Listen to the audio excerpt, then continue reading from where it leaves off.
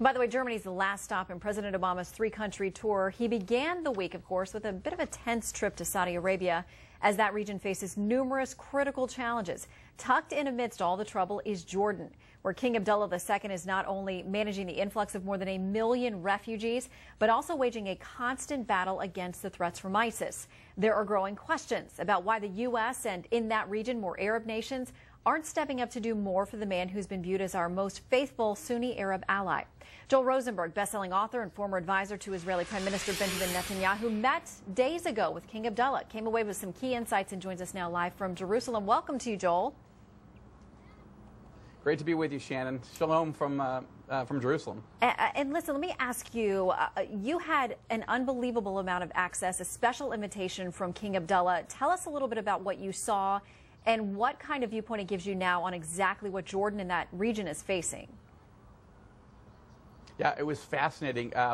King Abdullah in January was given a copy of my recent novel, The First Hostage, which is about ISIS, the Islamic State, trying to capture chemical weapons in Syria and launch an attack against the United States, Israel, and Jordan, and even try to topple King Abdullah. A friend of his, an advisor to him, gave him the book, and he read it in just a few days, and rather than banning me from the kingdom, invited my wife and I on a 5-day visit. It was fascinating. Look, King Abdullah is our most faithful Sunni Arab ally, and yet he faces enormous challenges, right? All of us in this region face the threat of ISIS, but Jordan, you know, ISIS roots run deep in Jordan. Abu Musab Zarqawi, the man who invented ISIS, then called Al-Qaeda in Iraq, was from Jordan. So the king faces a huge challenge, but I think he is up for it. I spent time with him, having lunch with him, having dinner with him, meeting with many of his top generals.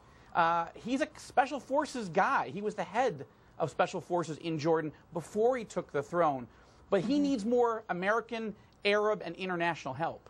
Yeah, and we have such a very delicate score of relationships across that region. As you know about Saudi Arabia, the visit this week, the tensions that are there. We also have word this week that the U.S. has spent more than $8 million purchasing heavy water, nuclear materials from Iran. And some people see a link there between the meetings with Saudi Arabia, the pressure regarding Iran, and now this new purchase at a time when a lot of people here still aren't sold on the overall nuke deal that we just made with them.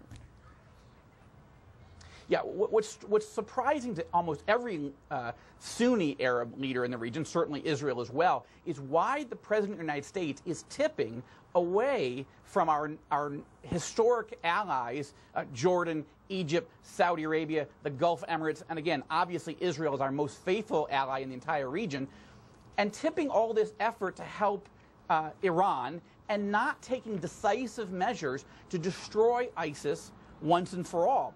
ISIS and a nuclear Iran pose existential threats to every leader and every person in this region, as well as to the United States. And yet the president keeps tipping, when push comes to shove, he's going with Iran these days.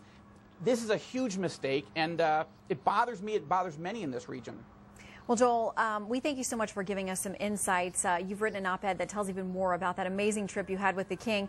And you know how I feel about The First Hostage. I can understand why after reading it, he would have invited you. It is a great read. People will be entertained, as they always are with your books, but they will learn a lot about what we're really facing as well. Joel, thank you for joining us live from Jerusalem. Thank you.